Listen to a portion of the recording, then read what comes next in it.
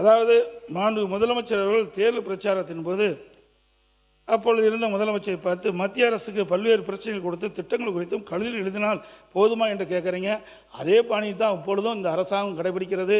ஆகவே கடிதம் எழுதினால் மட்டும் மத்திய அரசாங்கம் இந்த திட்டத்தை கொடுத்துடாது, அதற்குண்டான தீர்வை காண்பதற்கான முயற்சியும் எடுக்க வேண்டும் என்ற நேரத்தில் கேட்டுக்கிறேன். இன்னொன்று, பேசாமலே செயல்படுவது என்பது வரவேற்கத்தக்கது தான். சில நேரத்தில் பேசினா தான் தீர்வு கிடைக்கும். இனிமேல் பேசி தீர்வு காணுவதற்குண்டான நடவடிக்கை மேற்கொள்ள வேண்டும் என்று கேட்டுக்கிறேன்.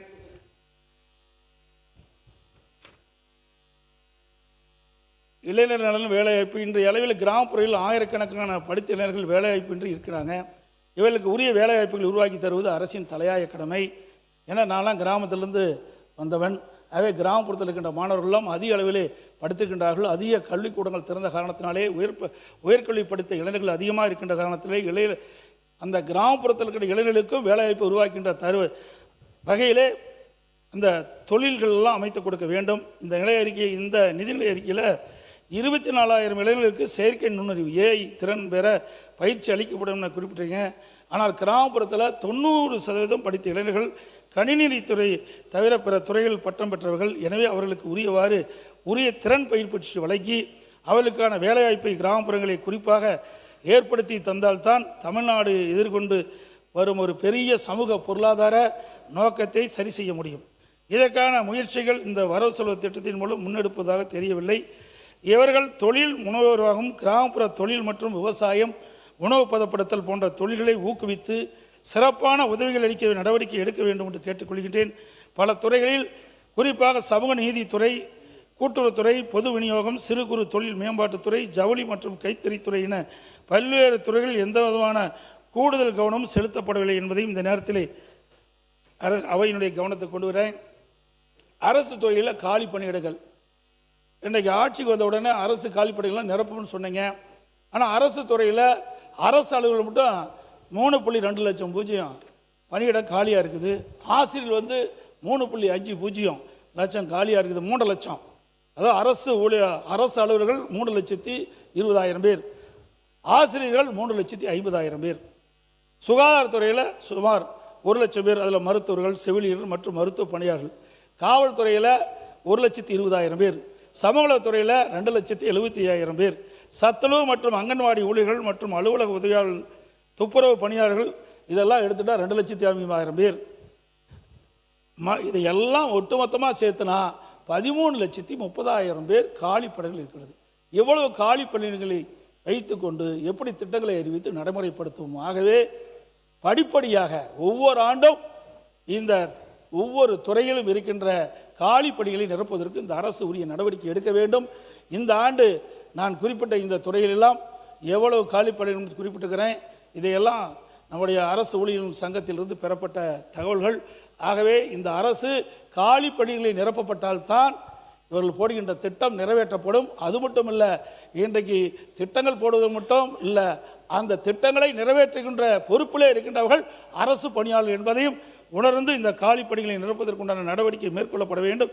ஏன்னா நீங்கள் உடைய தேர்தல் அறிக்கையில் குறிப்பிட்டிருக்கிறீங்க, ஆட்சிக்கு வந்த உடனே படிப்படியாக இந்த காலிப்பணி நிரப்பப்படும் சொல்லி ஒரே நேரத்தில் இவ்வளவு காலிப்பணிகள் நிரப்ப முடியாது. இருந்தாலும் இந்த துறையுடைய முக்கியத்தை கருதி படிப்படியாக இந்த காலி பணிகளை நிரப்ப வேண்டும் என்று அரசுடைய கவனத்தை கொண்டு வரேன். அரசு பொதுத்துறை நிறுவனங்கள், போக்குவரத்து கழகங்கள், மின்சாரத்துறை, வீட்டு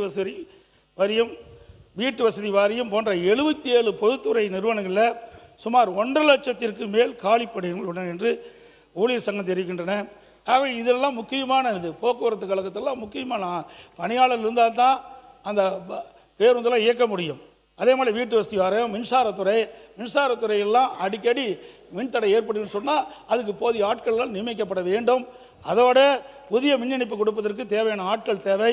ஆக 77 பொதுத்துறையிலும் சுமார் 1.5 லட்சம் காலி பணிகள் இருக்கின்றன. அதை விரைவாக நிரப்பிட இந்த அரசு நடவடிக்கை எடுக்கப்பட வேண்டும் என்று இந்த நேரத்தில் கேட்டுக்கிறேன்.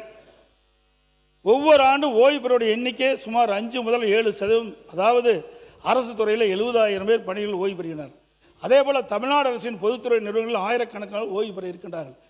ஒவ்வொரு வருஷமும் ஓய்வு பெறுகின்ற நிலை இருக்கின்றது. ஏற்கனவே எல்லா துறையிலும் சேர்ந்து 13,30,000 பேர் பணியிடம் காலியாக இருக்குது. அதோட ஒவ்வொரு ஆண்டும் சுமார் 7% இன்றைக்கு அரசு ஊழியர்கள் ஓய்வு பெறுகின்ற பொழுது இன்னும் காலி பணிகள் அதிகமாகிவிட வேண்டும். ஆகவே உடனடியாக அரசு தேவையினை கருதி காலி பணிகள் நிரப்பதற்குண்டான நடவடிக்கை எடுக்க வேண்டும் என்று இந்த நேரத்தில் கேட்டுக்கொள்கின்றேன். அதே போல இந்த அரசின் நிதிநிலை அறிக்கையில் தேர்வாணைய அட்டவணை வெளியிட்டு அதன்படி காலி பணிகள் நிரப்பப்படும் என்று தெரிவிக்கப்பட்டுள்ளது.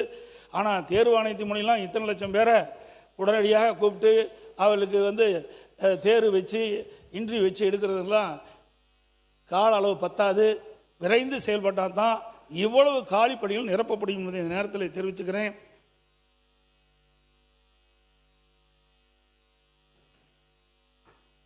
அரசு போக்குவரத்து கழகம் இன்றைக்கி அரசு போக்குவரத்து கழகத்தை பொறுத்த வரைக்கும் 2014 2021 வரை அனைத்து இந்திய அண்ணா திராவிட முன்னேற்ற கழக அரசு இருக்கின்ற பொழுது 16,500 புதிய பேருந்துகள் வாங்கி நாங்கள் இயக்கணும். ஆனால் இன்றைக்கு நிலை இன்றைக்கு பல பேருந்துகள் டயர் கலன்று போகும் பண்டிலும் இடையிடையே பழுதாண்டு நிற்கின்றது மற்றும் மழைக்காலத்தில் ஒழுகின்ற பேருந்து தான் அதிகமாக இருக்குது. கடந்த காலத்தில் முந்தைய ஆட்சியில் அதனுடைய பயன்பாடுகள் பார்த்திங்கன்னா அரசு விரைவு போக்குவரத்து கழகம் அதனுடைய ஆயுள் காலம் 3 வருஷம் தான். 7 லட்சம் கிலோமீட்டர் தான் அந்த பஸ்ஸை இயக்க முடியும். அதை 7 ஆண்டாக உயர்த்தினாங்க. பிறகு மாண்புமிகு பேரவைத் தலைவர் அவர்களே, மாண்புமிகு தமிழக முதலமைச்சர் அவர்கள் ஆட்சி பொறுப்பு ஏற்ற உடனே முதல்ல சொன்னதே குக்கிராமங்கள் நகரத்தோடு இணைக்க வேண்டும். அதே மாதிரி நான் பயணம் செய்யும் வகையில் தமிழ்நாட்டில் இருக்கும் அத்தனை பேருந்துகளும் ஏசி பேருந்துகளாக மாற்றம் செய்ய வேண்டும் என்று அந்த சாதா பேருந்துகளே ஒரு பயணம் செய்த முதலமைச்சர் என்பதை நான் உங்கள் வாயிலாக தெரிவித்துக் கொள்கிறேன். மாண்புமிகு உறுப்பினர். மாண்புமிகு பேரவைத் தலைவர் கேட்பதற்கு இனிமையாகத்தான் இருக்குது, நடைமுறைப்படுத்த வேண்டும். ஏன்னா அவர் புதிதாக போக்குவரத்துறை அமைச்சராக இருக்கிறாரு.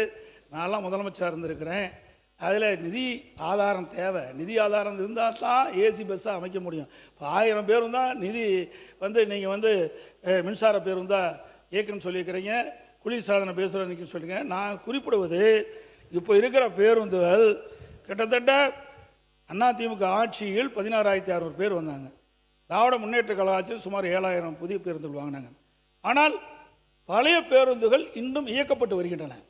ஒரு பேருந்தினுடைய ஆயுள் காலம் அதிமுக ஆட்சியில் 3 ஆண்டுகள் இருந்தது. அதனுடைய பேருந்தினுடைய இயக்கின்ற தூரம் 7 லட்சம் கிலோமீட்டர். அதை கடந்த கால ஆட்சியில் அது 3 ஆண்டுகள் இருப்பது 7 ஆண்டாக உயர்த்தினாங்க.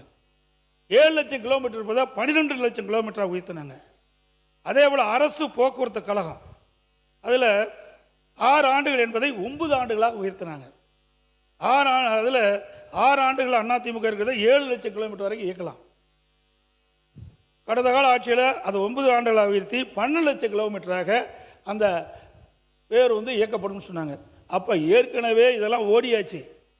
அதாவது 7 லட்சம் கிலோமீட்டர் ஓடினாவே அது கண்டமாக்கிடணும். அதுக்கு மேலே 12 லட்சம் கிலோமீட்டர் ஓடியாச்சு.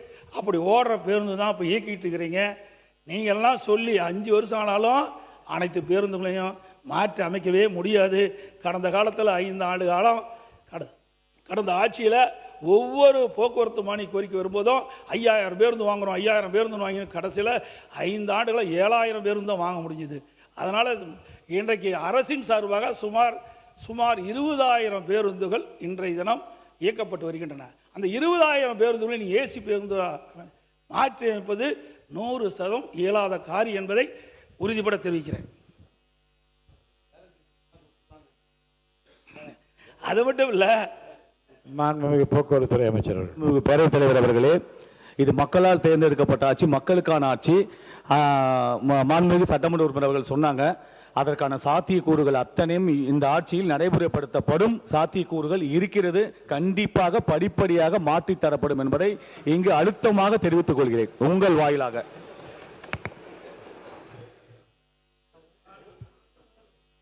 நான்கு பேர் தேர்வில் ஏசி பஸ் தேவையில்லை, சாதாரண பஸ் மாற்றி கொடுத்தாவே மக்கள் பாராட்டுவாங்க. ஆனால் நீங்கள் வெறும் 1000 பேரும் தான் முதல் வருஷம் சொல்லிக்கிறீங்க. இந்த ஆண்டு முடிஞ்சு போச்சு, இன்னும் 4 ஆண்டு தான் இருக்குது. 4 ஆண்டுகள் எத்தனை 1000 பேருந்து வாங்க போகிறீங்க? இது இயலாத காரியம். ஒவ்வொரு ஆண்டும் ஒரு குறிப்பிட்ட நிதியை ஒதுக்கி ஒரு குறிப்பிட்ட அளவு ஏற்கனவே கண்டமான பஸ்கள் எல்லாம் எடுக்கப்பட்டு விட்டு புதிய பேருந்துகளை இயக்க வேண்டும் என்று தான் என்னுடைய கோரிக்கை. மாண்பு உறுப்பினர் 20 நிமிஷம் அதிகமான குறுக்கீடுலாம் பேசிட்டீங்க. இன்னும் என்ன எவ்வளோ நேரம் இருக்குதுங்க நிறையா. இப்போ கொஞ்சம் தானே பேசியிருக்கிறோம். இப்போ தான் ஆரம்பிச்சிருக்கேன். ஒரு உறுப்பினர் தான் பேசுகிறேன். நாங்கள் 2 உறுப்பினர் இருப்பதில் ஒரு உறுப்பினர் தான் நான் பேசுகிறேன். இல்லை இன்னும் எவ்வளோ நேரம்? ஒரு 10 நிமிஷம். இன்னும் 10 நிமிஷத்தில் எப்படி முடிக்க முடியும்? என்ன வேளாண் பட்ஜெட் இருக்குது ஏங்க? ஒரு நாட்டுடைய பிரச்சனைங்க இன்னைக்கு, தமிழ்நாட்டுடைய பிரச்சனைய இன்னைக்கு அனைத்து இந்திய அண்ணா திராவிட முன்னேற்ற கழக சார்பாக நாங்கள் சொல்லித்தான் அவனை எதிர்க்கட்சி கேட்கின்ற கடமை கொடுப்பது உங்களுடைய கடமை. பேசுங்க. சீக்கிரம் முடிச்சிடறேன், வந்த அளவுக்கு முடிக்கணும், முடிச்சிடறேன். வேளாண்மை நிதி அறிக்கை. வேளாண்மை என்பது முதன்மை துறை. இதில் தான் 42% மக்கள் அவருடைய வேளாண்மையில் ஈடுபட்டிருக்கின்றார்கள். இதில் விவசாயிகள், விவசாய தொழிலாளர்கள் அடங்குவார்கள். அதுபோல் நெல்லுக்கு ஊக்கத்தொகை அறிவிச்சிருக்கிறீங்க, அதுபோல் கரும்புக்கு ஊக்கத்தொகை அறிவிச்சிருக்கிறீங்க. இதெல்லாம் போதாது. நெல்லுக்கு குவிண்டாலுக்கு 3500 அறிவிச்சிருக்கிறீங்க, கரும்புக்கு 4500 அறிவிச்சிருக்கிறீங்க. ஆனால் கரும்புக்கு ஒரு சந்தேகம். 8.5% அந்த சக்கரை சத்துள்ள கரும்புக்கு 4000 ரூபா அடிப்படை கொடுக்குறீங்களா, அதுக்கு மேலே ஊக்கத்தொகை கொடுக்குறீங்களா, இல்லை மொத்தமாக 4000 ரூபா கொடுக்குறீங்களா என்று பதில் வரையில் சொன்னால் போதும். அதே போல் உங்கள் தேர்தல் அறிக்கையில் விவசாயிகளுக்கு ஆண்டுதோறும் 15,000 ரூபாயும், குத்தகை விவசாயிகளுக்கு மற்றும் விவசாய கூலி தொழிலாளர்களுக்கு ஆண்டுக்கு 10,000 ரூபாய் உதவித்தொகை நேரடியாக அவருடைய வங்கி கணக்கில் செலுத்தப்படும் என்று வாக்குறுதிகள். விவசாயிகள் ஆர்வத்தோடு இருக்கிறாங்க. நிதியமைச்சர் இப்பொழுது இந்த தொகையெல்லாம் அவருடைய வங்கி கணக்கிலே செலுத்துவார் என்பதை பதில் வரையில் தெரிவித்தால் போதும். அதே போல அனைத்து இந்திய அண்ணா திராவிட முன்னேற்ற கழக அரசு இருக்கின்ற பொழுது ஒரே 5 ஆண்டில் 2 முறை கடன் தள்ளுபடி செஞ்சோம். மாண்புமிகு அம்மா அவர்கள் தமிழகத்துடைய முதலமைச்சராக பொறுப்பேற்கின்ற பொழுது 2016 தேர்தல் அறிக்கையிலே குறிப்பிட்டவாறு சிறு குறு விவசாயிகளுக்கு சுமார் 12,02,000 விவசாயிகளுக்கு 5,318.17 லட்சம் கோடி கடன் தள்ளுபடி செஞ்சாங்க. கொரோனா காலம் விவசாயிகள் கடுமையாக பாதிக்கப்பட்டாங்க. அவருடைய விளைபொருட்கள் முழுமையாக விற்க முடியாத ஒரு சூழ்நிலை. அந்த காலகட்டத்தில் விவசாய பெருடைய மக்கள் கோரிக்கை வைத்தாங்க. அவருடைய கோரிக்கையை ஏற்று அம்மாவுடைய அரசு 2021ஆம் ஆண்டு 16,43,000 விவசாயிகளுக்கு 12,110 கோடி விவசாயியுடைய கடன் முழுவதும் தள்ளுபடி செய்யப்பட்டது. அம்மா அவர்கள் இருக்கின்ற பொழுதும் சிறு குறு விவசாயிகளுக்கு கடன் முழுவதும் தள்ளுபடி 100% கடன் முழுவதும் தள்ளுபடி செய்யப்பட்டது. அதே போல அம்மாவுடைய அரசும் விவசாயிகளுக்கு கடன் 100% கடன் பயிர் கடன் தள்ளுபடி செய்யப்பட்டது. ஆனால் புதிதாக அமைக்கப்பட்டுள்ள தமிழக வெற்றி கழக அரசாங்கம் தேர்தல் நேரத்தில் கொடுக்கப்பட்ட வாக்குறுதி 5 ஏக்கருக்கு குறைவாக உள்ள சிறு குறு விவசாயிகளுக்கு அவர்கள் வாங்கிய தொடக்க வேளாண் கூட்டுறவு கடன் சங்கத்திலே வாங்கிய பயிர்க்கடன் முழுவதும் தள்ளுபடி செய்யப்படும் என்று அறிவிப்பு கொடுத்தீர்கள். அதற்கு மேல் இருக்கின்ற விவசாயிகள் பெறப்பட்ட பயிர்க்கடன் பாதி அளவு தள்ளுபடி செய்யும் என்று குறிப்பிட்டீர்கள். ஆனால் இப்பொழுது அரசு அறிவிக்கப்பட்டு இருப்பது குறு சிறு விவசாயிகளுக்கு அவர்கள் வாங்கிய கடன் 75,000 வரை தள்ளுபடி. 75,001 ரூபாய் கூடுதலாக வாங்கியிருந்தாலும் அந்த சிறு குறு விவசாயிகளுக்கு வெறும் 35,000 தான் தள்ளுபடி. சிறு குறு விவசாயிகள் 5 ஏக்கருக்கு மேல் இருக்கின்ற விவசாயிகள் தொடக்க வேளாண் கூட்டுறவு கடன் சங்கத்திலே வாங்கிய பயிர்க்கடன் அனைவருக்கும் 75,000 ரூபாய்க்கு மேலேனா 35,000 தான் தள்ளுபடி. இந்த அரசுடைய கவனத்துக்கு நான் கொண்டு வரேன். இன்றைக்கு வறட்சியால் விவசாயிகள் பாதிக்கப்பட்டு போதிய வேளாண் பயிர்கள் செய்ய முடியாமல் மிகுந்த கஷ்டத்தில் இருக்கிறாங்க. அதில் விவசாய பணி மேற்கொள்ள முடியாது இருக்குது. இன்றைக்கு வேளாண் பணி இல்லாத காரணத்தினால விளைச்சல் பெற முடியல. இப்படிப்பட்ட நிலையில் நீங்கள் கொடுக்கப்பட்ட தேர்தல் வாக்குறுதி அடிப்படையில் சிறு குறு விவசாயிகளுக்கு முழு கடன் தள்ளுபடி செய்யுங்க. பெரு விவசாயிகளுக்கும் முழு கடன் தள்ளுபடி செய்யுங்க. ஏன்னா வறட்சியால் விவசாயிகளுக்கு போதிய வருமானம் இல்லை. வருமானம் இருந்தால் தான் தொடக்க வேளாண் கூட்டுக்கடன் சங்கத்தில் வாங்கிய பயிர்க்கடன் திருப்பி செலுத்த முடியும். ஆகவே அவருடைய கஷ்டத்தை புரிந்து இந்த அரசு கடனை முழுவதும் தள்ளுபடி செய்யப்பட வேண்டும். ஒருவேளை முடியாவிட்டால் நீங்கள் கொடுக்கப்பட்ட வாக்குறுதியின் அடிப்படையிலே அந்த கடனை விவசாயிகளுக்கு தள்ளுபடி செய்யப்பட வேண்டும் என்று இந்த அரசுடைய கவனத்துக்கு இந்த நேரத்தில் கேட்டுக்கிறேன். அதே போல பயிர் காப்பீடு திட்டத்தை பொறுத்த வரைக்கும் அனைத்து இந்திய அண்ணா திராவிட முன்னேற்ற கழக அரசு இருக்கின்ற பொழுது இந்தியாவிலேயே பயிர் காப்பீட்டு திட்டத்தில் சேதமடைந்த பேரிடர் காலத்தில் விவசாயிகள் பாதிக்கப்பட்ட பொழுது அந்த பாதிப்புக்குள்ளான விவசாயிகளுக்கு தேவையான நிவாரணத் தொகை இந்தியாவிலே அதிக அளவு நிவாரணத் தொகை விவசாயிகளுக்கு பெற்றுத்தந்த அரசு அனைத்து இந்திய அண்ணா திராவிட முன்னேற்ற கழக அரசாங்கம். இங்கே கூட உங்களுடைய வேளாண்மை நிதி அறிக்கையில் குறிப்பிட்டிருக்கிறீங்க, உழவன் செயலி அற்புதமான திட்டம், அதை தொடர வேண்டும். அனைத்து இந்திய அண்ணா திராவிட முன்னேற்ற கழக அரசு இருக்கின்ற பொழுது இந்த திட்டத்தை நம்முடைய விவசாயிகளுடைய நலனுக்காக இந்த திட்டத்தை நாங்கள் அறிவித்தோம்.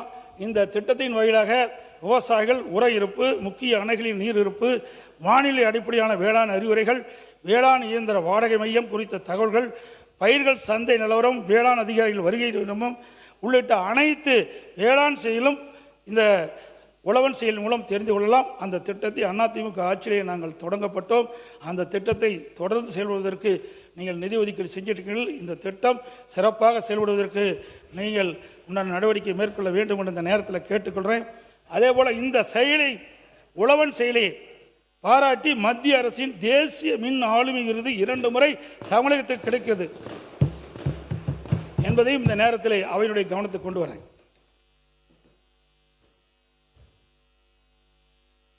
அனைத்து இந்திய அண்ணா திராவிட முன்னேற்ற கழக அரசு இருக்கின்ற பொழுது இன்றைக்கு கிருஷ்ணகிரி மாவட்டம், தருமபுரி மாவட்டம், சேலம் மாவட்டத்தில் விவசாய பெருவுடைமைகள் மலர் சாகுபடி அதிகமாக செய்கிறாங்க.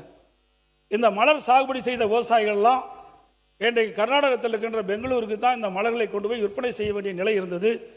அங்கே ஒரு சிண்டிகேட் போட்டு தமிழ்நாட்டிலிருந்து கொண்டு வருகின்ற மலருக்கு தகுந்த விலை கிடைக்காத காரணத்தினாலே இன்றைக்கு விவசாய பெருவுடை மக்கள்லாம் இன்றைக்கு கிருஷ்ணகிரியிலே அதிக அளவு மலர் உற்பத்தி ஆகின்றது.